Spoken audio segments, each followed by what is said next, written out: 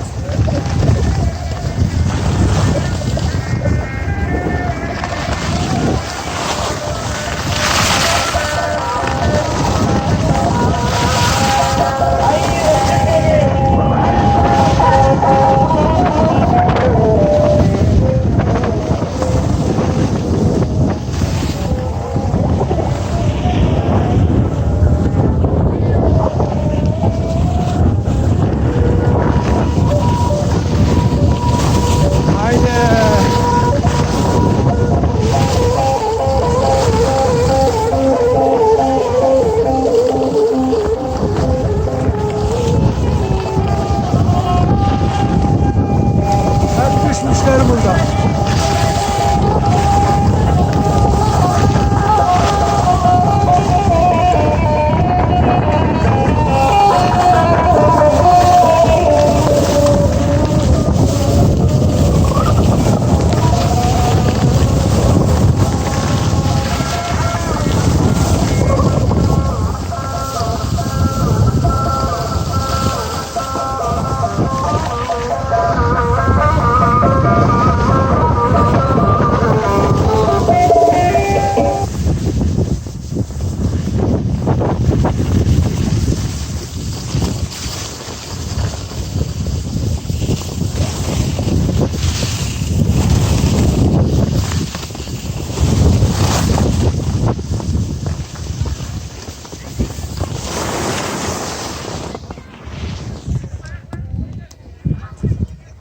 Yusuf Hoca da gelmiş.